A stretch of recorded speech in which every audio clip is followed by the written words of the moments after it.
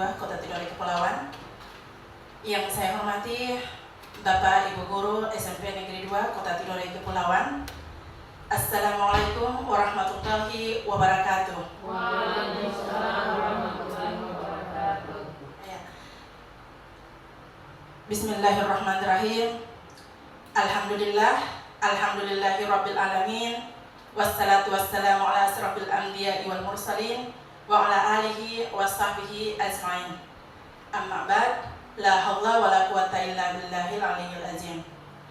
Pertama-tama saya mengajak kepada kita semua untuk memanjatkan puji dan syukur kehadirat Allah Subhanahu wa taala karena atas limpahan rahmat, nikmat dan karunia-Nya sehingga kita masih sempat berkumpul di tempat ini untuk melaksanakan kegiatan diseminasi penyebaran pemahaman budaya positif di sekolah dalam rangka memenuhi salah satu tugas pendidikan guru penggerak. Ya, saya sebagai calon guru penggerak angkatan 8 Kota Tidore Kepulauan. Baik Bapak Ibu, untuk mengawali kegiatan kita pada kesempatan ini, saya mengajak kepada kita semua untuk membacakan yang lain, tapi dia mau saja untuk mendaftarkan diri lagi. Nah, inilah Bapak Ibu, dia punya kompetensi sehingga dia mau bahwa dia juga ikut terlibat dalam hal seperti ini Bapak Ibu. Inilah yang dimaksud dengan kebutuhan akan penguasaan. Dia ingin menguasai lagi begitu Bapak Ibu. Ya, bisa? Next Ibu Wanda. Ya, posisi kontrol seorang guru. Nah, baik Bapak Ibu, posisi kontrol seorang guru di sini ada 5: penghukum, pembuat rasa bersalah, teman, pemantau, dan manajer. Ya. Nah, next Bu Anda. Nanti sebentar pada posisi kontrol seorang guru di sini kita saya berbagi dengan Bapak Ibu dulu sedikit penjelasannya. Kemudian nanti sesudah itu Bapak Ibu sudah mendengar, kemudian bisa introspeksi diri masing-masing. Saya ini berada di posisi kontrol yang mana sebenarnya selama ini? Ya? Ya. Baik, Bapak Ibu, posisi kontrol seorang guru yang pertama penghukum. Seorang penghukum bisa menggunakan hukuman fisik maupun verbal.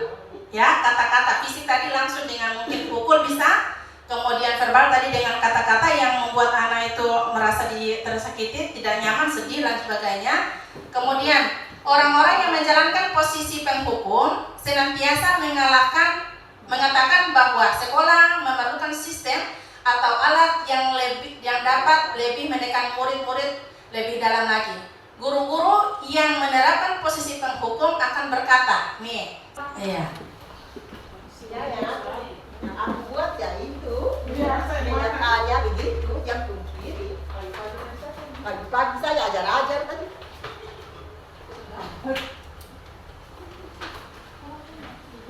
Bos sesuatu itu. Ya, baik Bapak Ibu, terima kasih sudah menuliskan apa yang Bapak Ibu alami selama ini. Baik. Ya, ada pemantau dan juga penghukum. Ada juga yang merasa dirinya pada posisi kontrol seorang guru, teman, penghukum, pemantau.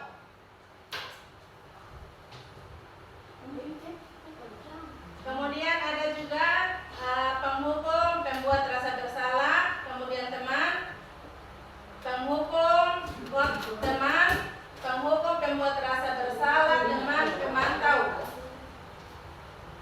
Ya, ada penghukum, pembuat rasa bersalah, teman, penghukum, teman, pembuat rasa bersalah, pemantau, teman, penghukum, pembuat rasa bersalah.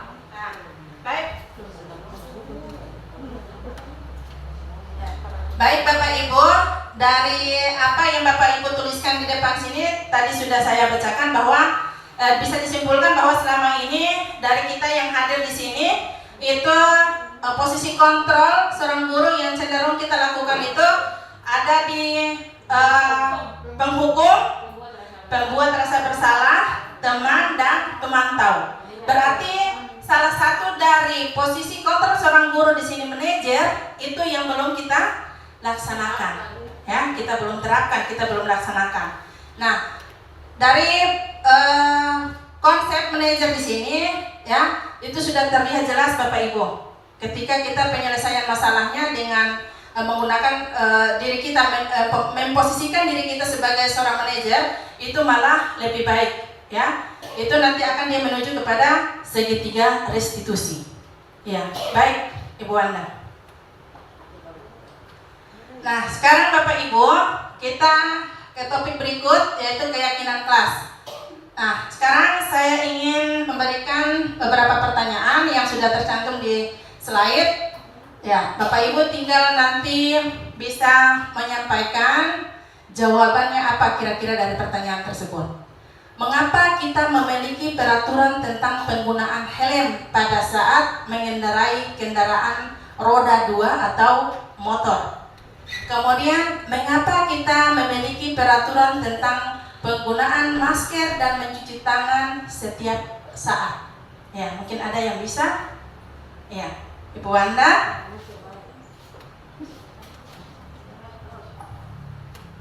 Ya, terima kasih. Kalau pertanyaan yang pertama, mengapa kita memiliki peraturan tentang penggunaan helm pada saat mengendarai kendaraan roda 2 atau motor?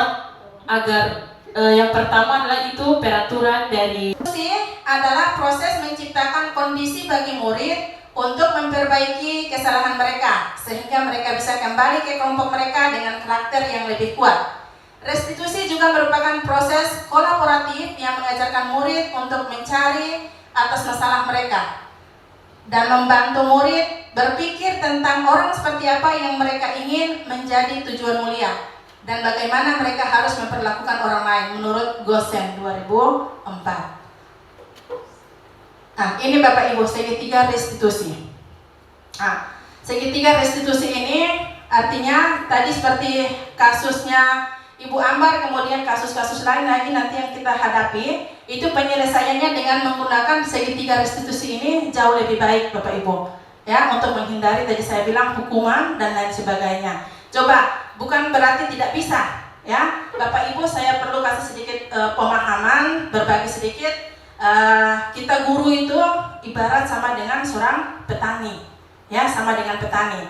Kalau petani itu ingin dia punya tanaman itu tumbuh baik, berkembang dengan baik, tentu dia akan merawat dia punya tanah dan lain sebagainya, ya. Kemudian kalau kita samakan kita sebagai seorang guru, petani itu berarti kita guru itu adalah sebagai pendidik. Jadi bagaimana kita bisa mengajarkan, memberikan pendidikan yang pengajaran yang baik kepada murid. Ya, murid itu, sekolah itu ladang kita. Murid itu adalah benih. Jadi kita tinggal bagaimana berupaya untuk membuat murid itu berkembang dengan nilai-nilai positif yang lebih baik atas kesadaran mereka sendiri. Ini yang harus kita sama-sama berkolaborasi, bekerja sama untuk mewujudkannya. Ya, ini segitiga restitusi. Di sini ada menstabilkan identitas, ya. Kemudian ada validasi tindakan yang salah dan menanyakan keyakinan. Next, Ibu Anda. Ya, menstabilkan identitas, ya. Bagian dasar dari segitiga bertujuan untuk mengubah identitas anak dari orang yang gagal karena melakukan kesalahan menjadi orang yang sukses. Nah, anak yang melanggar peraturan-peraturan karena sedang mencari perhatian adalah anak yang sedang mengalami kegagalan. Dia mencoba untuk memenuhi kebutuhan dasarnya, namun ada benturan. Kalau kita mengkritik dia, maka kita akan tetap membuatnya dalam posisi gagal. Kalau kita ingin dia menjadi reflektif, maka kita akan meyakinkan si anak dengan cara mengatakan kalimat-kalimat sebagai berikut. Ya, ini kalimat-kalimat pada posisi atau sisi segitiga restitusi, yaitu menstabilkan identitas. Ya, berbuat salah itu tidak apa-apa. Kemudian tidak ada manusia yang sempurna. Saya juga pernah melakukan kesalahan seperti itu. Kita bisa menyelesaikan masalah ini. Nah, kalimat-kalimat ini Bapak Ibu bisa kita pergunakan ketika anak itu ada masalah. Siswa itu buat masalah, kita bisa menyelesaikan masalah dengan pertama harus menstabilkan identitas dengan pertanyaan-pertanyaannya seperti ini. Ya. Baik, next. Kemudian sisi yang kedua dari segitiga restitusi adalah validasi tindakan yang salah. Ya. Setiap tindakan kita dilakukan dengan satu tujuan, yaitu memenuhi kebutuhan dasar. Kalau kita memahami kebutuhan dasar apa yang mendasari sebuah tindakan, kita akan bisa menemukan cara-cara paling efektif untuk menemukan kebutuhan tersebut. Adapun kalimat yang menunjukkan validasi tindakan yang salah. Next, Ibu Anda. Padahal kamu bisa melakukan yang lebih buruk dari ini ya. Kamu pasti punya alasan mengapa melakukan hal itu. Kamu patut bangga pada dirimu sendiri karena kamu telah melindungi sesuatu yang penting buatmu. Nah, ini merupakan kalimat-kalimat seorang guru yang keluarga. Apa yang kita percaya sebagai kelas atau keluarga? Apa nilai-nilai umum yang kita telah sepakati? Apa bayangan kita tentang kelas yang ideal? Kamu mau jadi orang seperti apa? Nah, kalimat-kalimat ini merupakan penyelesaian kelas. Dan kita kembali kepada mungkin bisa dibilang kalau misalkan anak itu kita bisa membuat pertanyaan lain, misalkan kamu masih ingat dengan keyakinan kelas yang sudah kita sepakati sebelumnya? Oh iya Bu, sudah ingat. Apa saja kesepakatan kelas kita? Ya, kemudian disampaikan, kamu bisa jadi orang seperti itu? Iya bisa Bu. Nah, seperti itu Bapak Ibu.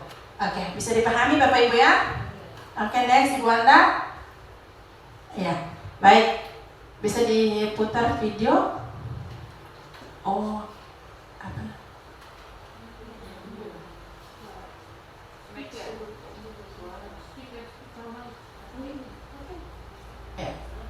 Ya, baik. Ini putar saja, tidak usah. Ya, ini yang kasus ya, saya sudah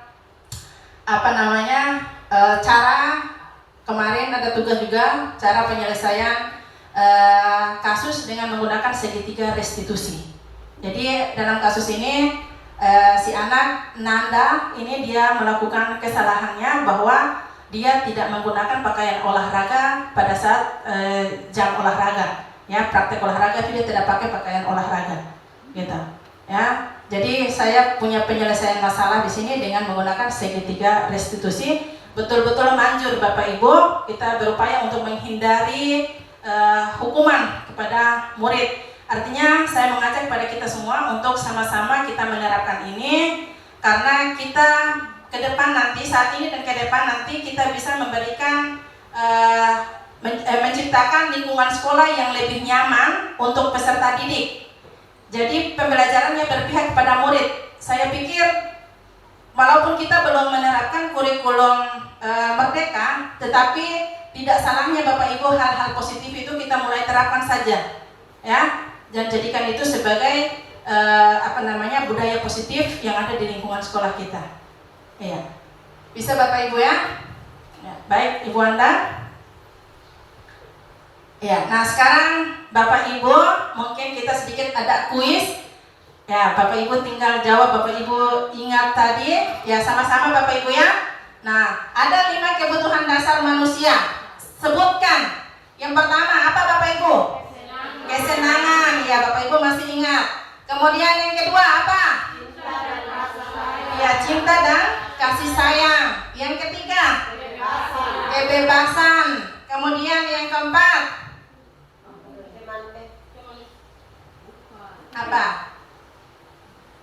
Apa tadi Bapak Ibu? 5 kebutuhan dasar tadi apa? Penguasaan. Iya. Kemudian yang terakhir apa Bapak Ibu? Apa?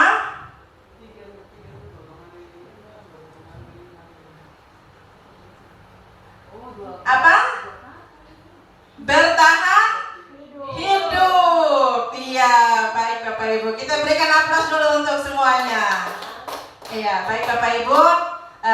Mungkin itulah topik atau materi yang dapat saya paparkan pada kesempatan ini. Kiranya sama-sama kita mulai saling berkolaborasi untuk mewujudkan budaya-budaya positif di lingkungan sekolah SMP Negeri 2 Kota Tidore Kepulauan. Baik Bapak Ibu, cukup sekian apa yang dapat saya sampaikan pada kesempatan ini. Lebih dan kurangnya saya mohon maaf. Saya akhiri. Wassalamualaikum warahmatullahi wabarakatuh.